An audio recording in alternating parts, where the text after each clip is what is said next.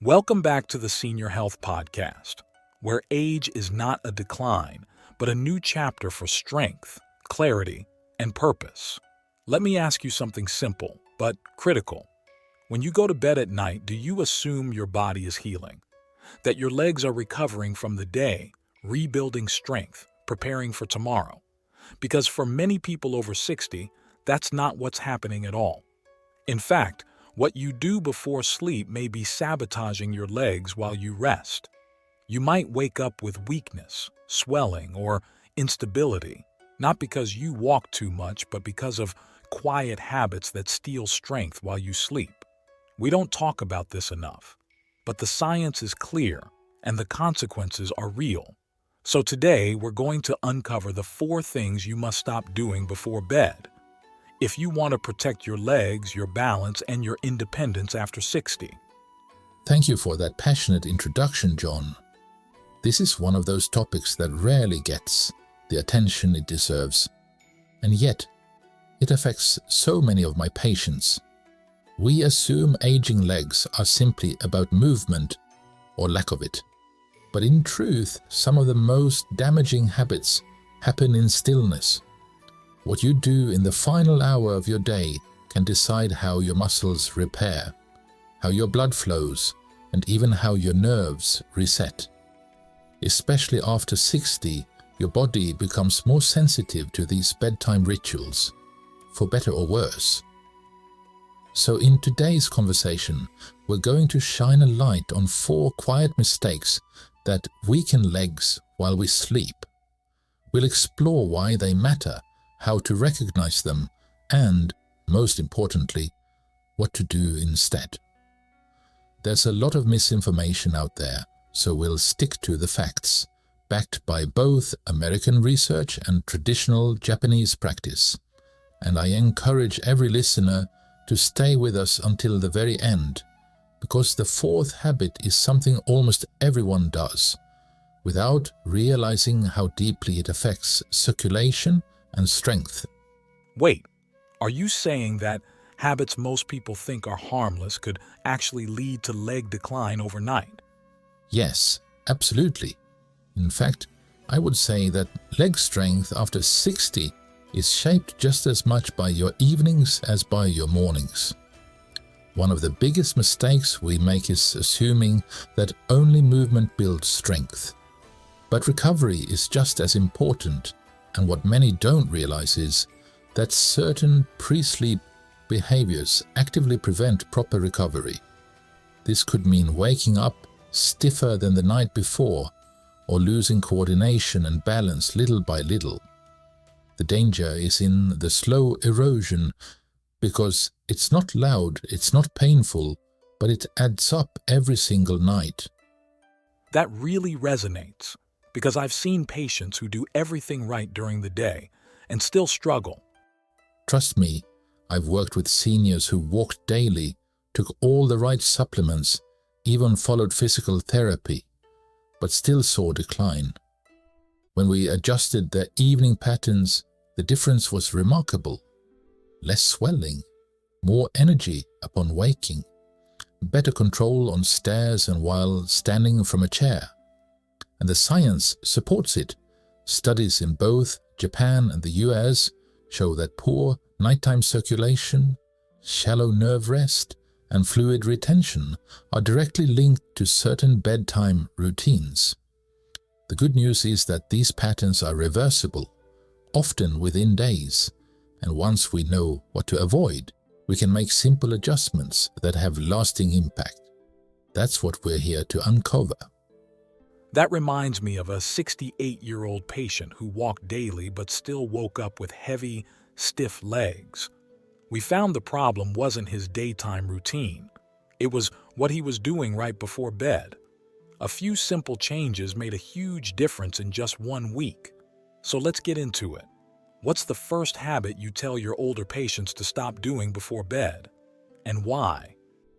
The first habit I encourage seniors to stop is spending the last few hours of the evening completely sedentary. After dinner, many people sink into their chairs and stay there, often without moving their legs at all. This extended stillness leads to fluid buildup in the lower limbs, weakens circulation, and stresses the small muscles responsible for balance and stability. What's worse, this habit trains the body into poor nighttime vascular flow, which affects both healing and strength. Over time, people don't just lose muscle, they lose the ability to clear toxins and support tissue recovery. That really lands. I've had patients who stretch and walk during the day, but then spend all night motionless, and they wonder why their legs feel tight and sluggish in the morning. It's like the damage isn't from what they're doing, but from what they're not doing. Exactly. The problem is the lack of movement during a time when the body is preparing for deep repair. Gentle activity, even just standing, flexing the ankles or doing a light circuit around the house, can change how blood and lymph move through the legs. In Japan, it's common for older adults to perform short evening walks inside the home after meals, just 10 minutes. And studies from both Kyoto and Stanford show that seniors who stay lightly mobile in the evening maintain stronger legs, better sleep quality, and lower rates of nocturnal swelling. It doesn't need to be intense, but it does need to be intentional. Even micro movements before bed keep the repair systems active. So this is really about signaling to the body. We're not shutting down completely yet. Yes, you're keeping the system awake just long enough to support nighttime recovery. It reframes how we think about rest. Rest isn't just stillness. It's active preparation for healing. I think a lot of people will benefit from knowing that their evening routine might be robbing them of energy before the day even starts. So we've covered the first behavior. What's the second thing you urge people over 60 to stop doing before sleep? The second behavior I caution seniors against is eating too late at night, especially heavy or salty foods. When you eat close to bedtime, your body shifts energy toward digestion instead of recovery. This can reduce blood flow to the legs, delay tissue repair, and worsen overnight inflammation. Salty foods in particular can increase fluid retention, which shows up as morning swelling or stiffness. That's really important, because I know many people have dinner later as they age, especially after retirement. They may not realize that their mealtime is directly interfering with how their legs recover overnight. Exactly. I had a patient in her 70s who loved miso soup and pickled vegetables before bed. While healthy in moderation, the sodium was contributing to overnight fluid retention in her ankles. When we moved her last meal earlier and reduced salt in the evening, she began waking up with less tension in her calves. It was a small change, but it gave her better balance in the morning and more ease during her walks. So timing and content both matter more than most of us assume. Yes, both play a major role in how the body restores itself during sleep. And the older we get, the more sensitive the system becomes. That perspective could really help people connect the dots between nighttime bloating or leg discomfort and what they ate hours before. It's a shift from thinking about meals as just fuel to understanding how they impact recovery and mobility. That brings us to the third point. What's another bedtime habit that's silently working against leg strength?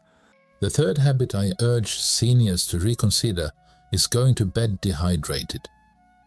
Many people fear drinking water at night because they don't want to wake up and use the bathroom.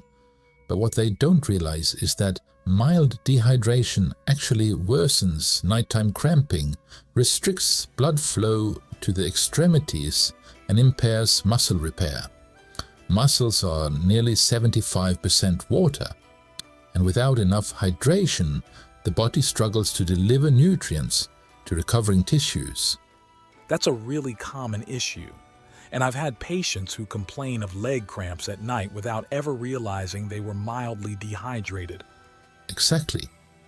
In fact, A study published in the Journal of the American Geriatric Society found that seniors with lower evening fluid intake had a significantly higher incidence of nighttime muscle cramping and morning fatigue. One of my patients used to wake up several times a week with what she called Charlie horses.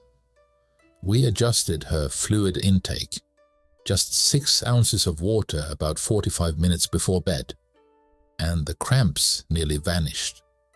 It's not about drinking large amounts, but about timing and consistency. Proper hydration keeps the muscles pliable and reduces tension while you sleep.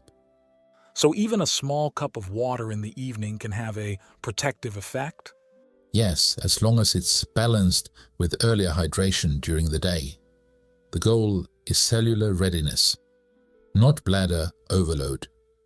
This makes so much sense, and it's a gentle adjustment that anyone can try. We've now covered 3 damaging bedtime habits that people over 60 often fall into. Let's move to the last one, the 4th behavior that might be slowly stealing strength while they sleep. The 4th habit I often warn against is using screens, especially phones or tablets, right before bed.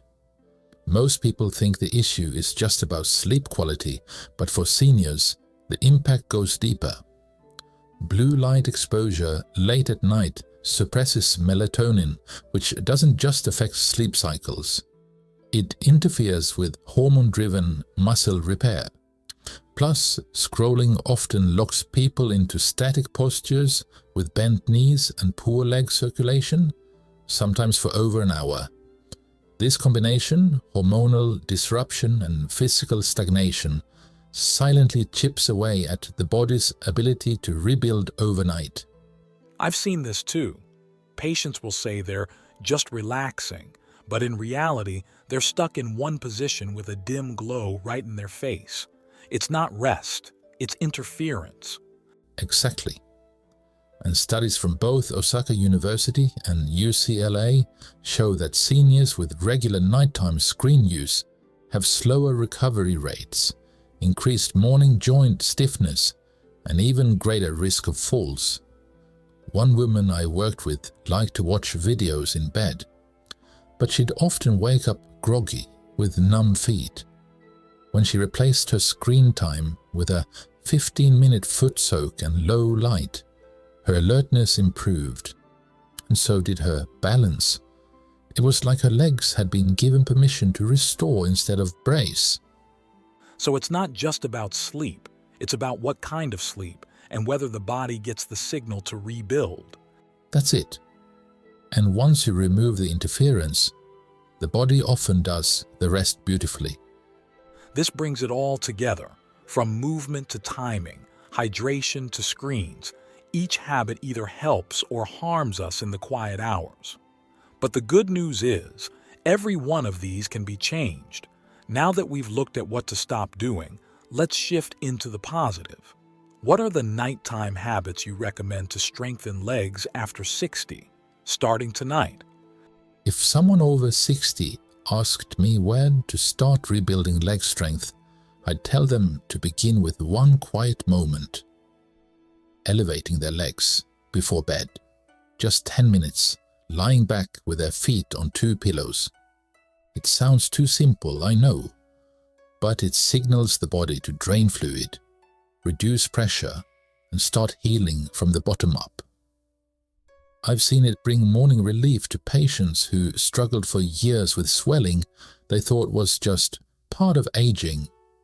It's a powerful image, healing, starting in stillness. But what about the people who say they don't feel anything change?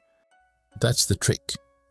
Change at this stage often feels like less pain, not more energy, less tightness, not more flexibility.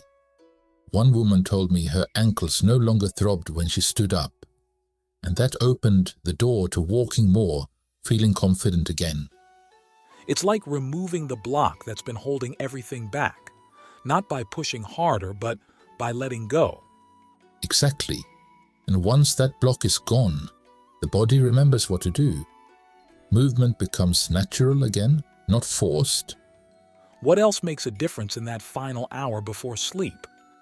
A little movement, ironically. Not exercise, just breaking the stillness. Walk the hallway. Flex your ankles during commercials.